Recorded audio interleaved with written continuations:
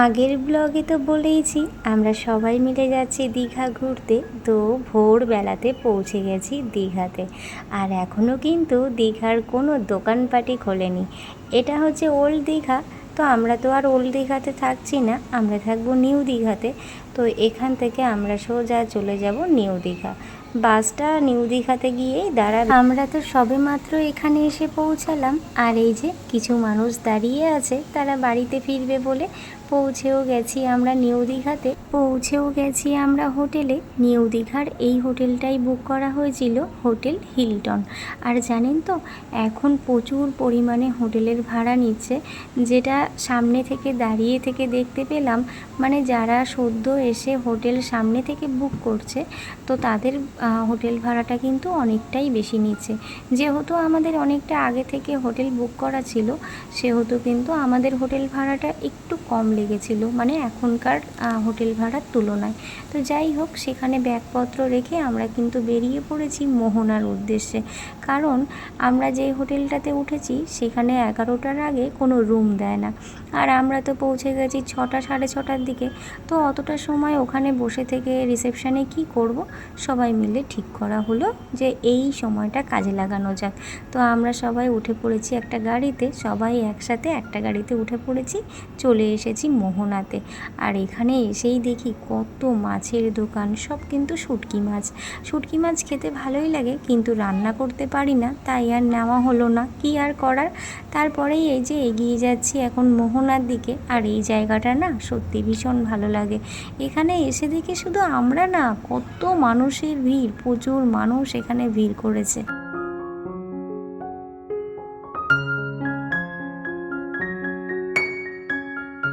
সমুদ্র আমার আগাগোড়াই খুব পছন্দের, যদিও পাহাড় তো কখনো ঘুরতে যাইনি, তাই সেভাবে উপভোগ করতে পারিনি, আর বলতেও পারবো না যে পাহাড় আমার ভালো লাগে কি না। তবে সমুদ্রে যেহেতু অনেকবার ঘুরতে এসেছি, তো সেই কারণে সমুদ্র আমার বেশ ভালো লাগে। তবে দীঘাতে কিন্তু এর আগে একবারই এসেছি, পুরীতে গেছি 2-3বার, আর ভাইজ্যাক গেছিলাম। তো সব জায়গাতেই সমুদ্র পেয়েছি, তাই সমুদ্রটা মোটামুটি আমার বেশ ভালোই লাগে। সোনাইয়ের পাপা তো এখানে এসে নিজেকে ধরে রাখতে পারেনি, ওই যে সমুদ্রের জলে নেমে পড়েছে। তারপরে কিন্তু ওখান থেকে ঘুরে আমরা চলেও এসেছি, আর আমাদের রুমটাও দিয়ে দিয়েছে।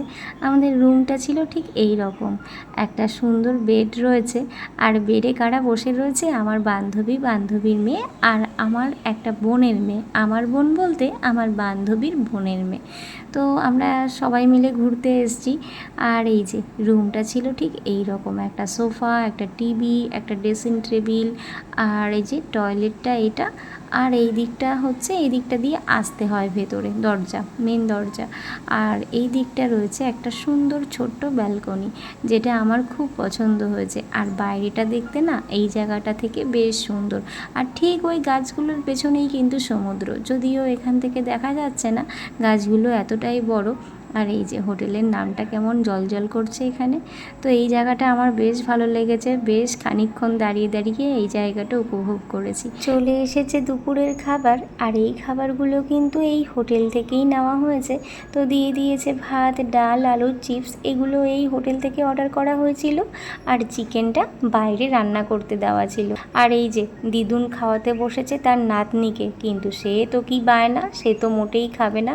আসলে বাচ্চারা খেতে গেলে প্রচুর বায়না করে, একদমই খেতে চায় না, তবুও না খাওয়ালে তো হবে না, জোর করে তাই খাওয়াচ্ছে তার দিদুন। আর দেখেছেন, দিদুন খাওয়াচ্ছে আর ও মুখ ঘুরিয়ে নিচ্ছে। তারপরেই কিন্তু আমরা বান্ধবীরা সবাই মিলে নেমে পড়েছি সুইমিং পুলে। আর এই সময়টা আমরা সবাই মিলে খুব মজা করেছি। সোনাই নেমে পড়েছে ওর বন্ধুর সাথে, আর ওর বন্ধুর সাথে খুব মজা করে এখানে স্নান করেছে। আর আমরাও কিন্তু কম যাই না, আমরাও বান্ধবীরা মিলে এখানে প্রচুর স্নান করেছি আর খুব মজা করেছি। সমুদ্রে এবার খুব একটা স্নান করা হয়নি, খুব একটা বলা ভুল, একদমই স্নান করিনি, সবাই কিন্তু এই পুলেই স্নান করেছি। ব্যাপারটা ঠিক এমন হয়েছে, আমরা এই পুলে স্নান করতে নেমেছি দুপুরবেলা, আর এখান থেকে উঠেছি আমরা সন্ধ্যাবেলা। মানে এতটাই মজা হচ্ছিল, কেউ উঠতেই চাইছিলাম না। তো যাই হোক, আর এই ভিডিওটা কিন্তু পরের দিন সকালের। সেই দিনটা এতটাই মজা করে কাটিয়েছি, আর কোনো ভিডিওই করা হয়নি। তো সকাল সকাল সবাই মিলে রেডি হয়ে গেছি দীঘার জগন্নাথ মন্দির দেখতে যাব বলে। এতদিন তো পুরীতে গিয়ে জগন্নাথ মন্দির দেখতে পেতাম, এখন কিন্তু দীঘাতেও দেখতে পাবো। তারপরেই কিন্তু চলে এসেছি চা খেতে, আমার সাথে সোনাইও চলে এসেছে। আর সবাই যে চা খেতে এসছে তা কিন্তু না, আসলে সবাই এখনও রেডিই হয়নি। তো আমরা যে কজন রেডি হয়েছি সেই কজন মিলে চলে এসেছি চা খেতে। বান্ধবীও এসেছে, আর ওই যে সোনাইও ওই দিকটাতে বসে রয়েছে ওর দিদুনের সাথে। তো বান্ধবী, আমি, সোনাই আর বান্ধবীর মা আর সোনাইয়ের বন্ধু, আমরা সবাই মিলে একটু চা খেয়ে নিলাম। চাটা খেয়ে আবার কিন্তু চলে এসেছি রুমে। তো রুমে এসে এখন দেখি সবাই রেডি হয়ে গেছে, আর সবাই এক জায়গায় হয়ে একটু গল্প হয়ে গেল। আর আমরা যখনই এক জায়গায় হব তখন গল্প হবে না, এটা তো হতে পারে না।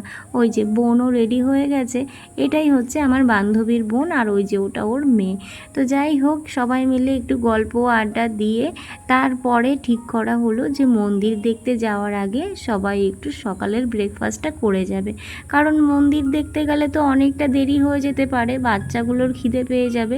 এই কারণে কিন্তু আমরা সকালের ব্রেকফাস্ট করে তারপরে গেছিলাম মন্দির দর্শন। আর এদিকে সোনামা রাগ করেছে, কারণ ওর নাকি ওই ড্রেসটা পছন্দ হয়নি যেটা ও পরে আছে, ওর অন্য ড্রেস পরার ইচ্ছা ছিল। তো যাই হোক, সবাই কিন্তু ওয়েট করছি এখন ব্রেকফাস্ট কখন আসবে সেই জন্য। এই হোটেলটাতে মোটামুটি সব কিছুই ঠিকঠাকই লেগেছে, শুধু একটা বিষয় একটু অন্যরকম, সেটা হচ্ছে সকালের ব্রেকফাস্ট বা যে কোনো খাবার অর্ডার করলে সেটা আসতে কিন্তু একটু সময় লাগে, যেহেতু ওদের স্টাফ নাকি খুবই কম। তো স্টাফ কম হওয়ার কারণে ওদের খাবার দিতে অনেকটাই লেট হয়ে যায়। তো সবাই মিলে এই যে খাবার অর্ডার করে কিন্তু আমরা সবাই ওয়েট করে বসে আছি কখন খাবার আসবে, আর সেই খাবারটাকে মন্দির দেখতে যাব। অবশেষে বেশ খানিকক্ষণ অপেক্ষা করার পরে কিন্তু এখন খাবার চলে এসেছে, আর এক একজন এক এক রকম খাবার অর্ডার করেছে। কেউ লুচি, কেউ পরাঠা, কেউ আলুর পরাঠা, তো এই রকম খাবার অর্ডার করেছে। আবার কেউ ডিম টোস্টও নিয়েছে, মানে যে যেটা পেরেছে সে সেটা অর্ডার করেছে, যার যেটা ভালো লাগে সেটা বানাতেও তো একটু সময় লাগে, তাই না? তো যাই হোক, এই যে আমরা কিন্তু খাবারটাও পেয়ে গেছি, আর যার খাবারটা আগে এসেছে সে অলরেডি খেতে শুরু করে দিয়েছে, আর যাদের খাবার এখনও আসেনি তারা অপেক্ষা করছে যে কখন তাদের খাবারটা আসবে। আর এদিকে আলোচনা হচ্ছে কে কটা কি খাবার অর্ডার করে। সকালের খাওয়া দাওয়া করে এখন বেরিয়ে পড়েছি মন্দিরে যাওয়ার জন্য। ওই যে পেছনে সবাই হাঁটছে, আর সামনে কেউ কেউ এগিয়ে গেছে। উঠে পড়েছি এবার টোটোতে। সবাই তো আর এক টোটোতে আর ধরবে না, তাই জন্য সবাই আলাদা আলাদা টোটোতে 5জন 6জন করে উঠে পড়েছে। আর এই যে পৌঁছে গেছি কিন্তু মন্দিরের সামনে। মন্দিরটা বাইরে থেকেই এতটা সুন্দর দেখতে, না জানি ভেতরে কেমন হবে সেটা দেখার জন্যই মনটা যেন ব্যাকুল হয়ে উঠেছে। তো এই যে সবাই মিলে হাঁটতে শুরু করলাম। আমাকে একটা দিদিভাই বলে দিয়েছিল যে 6 নম্বর একটা গেট আছে, ওই গেটের ওখানে জুতো রাখার জায়গা আছে, সেখানেই জুতো রাখতে। বাকি অন্যান্য জায়গায় জুতো রাখলে সেখান থেকে নাকি চুরি হয়ে যেতে পারে। চলে এসেছি 6 নম্বর গেটের এখানে, আর এখানে এসে দেখলাম সত্যিই জুতো রাখার জায়গা আছে, তো রেখে দিলাম জুতো। আর মন্দিরে ঢোকার সময় আমার ব্যাগ সার্চ করে বেরোলো এই মহাশয়। তো এটাকে নিয়ে নাকি ভেতরে যাওয়া যাবে না, তাই জন্য এটাকে আবার রেখে তারপর কিন্তু আমাকে মন্দিরে ঢুকতে হয়েছিল। তো যাই হোক, আমরা কিন্তু এবার মন্দিরের ভেতরে প্রবেশ করছি। আর আমরা যখন গেছিলাম তখন এতটাই কড়া রোদ্দুর যে আমাদের পা পুরো পুড়ে যাচ্ছিল। আসলে মন্দিরের ফ্লোরটা বেশিরভাগটাই তো পাথর দিয়ে করা, আর পাথরগুলো এতটাই গরম হয়ে গেছে ওর উপরে পা দিলে পা পুরো পুড়ে যাওয়ার মতন হয়ে যাচ্ছে। হাঁটতে ভীষণ কষ্ট হয়েছিল, তবুও মন্দির তো দেখতেই হবে, সে যত কষ্টই হোক, তাই না? তো এই যে এগিয়ে যাচ্ছি, আর মন্দিরটা না অনেকটা এরিয়া নিয়ে, প্রচুর বড় একটা জায়গা নিয়ে এই মন্দিরটা। তো এই যে ছাতা কিন্তু ছাড়িনি, এত রোদ্দুরে ছাতা ছাড়া কি চলা যায়? তো সোনাইও মাথায় একটা ছাতা নিয়ে নিয়েছে, আমিও নিয়ে নিয়েছি। আর এই যে মন্দিরের শুরুটা হচ্ছে এটা, মানে পরপর বেশ কয়েকটা মন্দির পার করার পরে তবে জগন্নাথ দেবের মন্দিরটা দর্শন করা যাবে। এই যে এখানে রয়েছে একটা পদ্মপুকুর, এই পদ্মপুকুরটা কিন্তু অসম্ভব সুন্দর, আরও বেশি সুন্দর লাগে রাত্রেবেলা। আর যখন পদ্মপুকুরের ফুলগুলো যখন আরও ফুটে ওঠে তখন আরও বেশি সুন্দর লাগে। আমরা যখন গেছি তখন তো আর পদ্মপুকুরে বেশি ফুল ছিল না, তবুও দেখতে কিন্তু অসম্ভব সুন্দর লাগছিল। না জানি সেই সময়টা কি সুন্দর লাগবে যখন পুরো পদ্মপুকুরে ফুলে ভরে যাবে। আর এখানে কিন্তু কাউকে হাত দিতেও দিচ্ছে না, মানে জলে নেমে কেউ জলে হাত দেবে, পা ধোবে, এটা কিন্তু একদমই করতে দিচ্ছে না। অনেক সিকিউরিটি গার্ড ছিল। তারপরেই কিন্তু চলে এসেছি আর একটা মন্দিরে।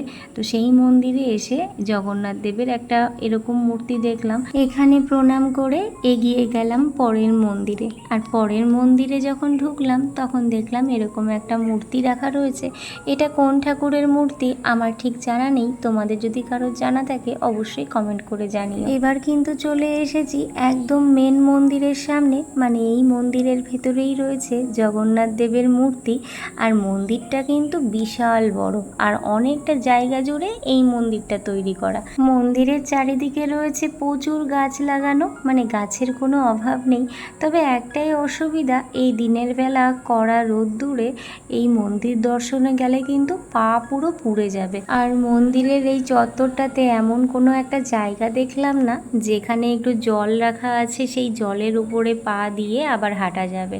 আর সোনায়ের তো পা এতই গরম হয়ে গেছে, ও শুধু ছাওয়া খুঁজছে, কোথায় একটু ছাওয়া আছে সেখানে একটু দাঁড়াবে। তো যাই হোক, এই হচ্ছে পুরো এরিয়াটা, বাইরে থেকেও খুব সুন্দর, ভেতর থেকেও কিন্তু খুবই সুন্দর।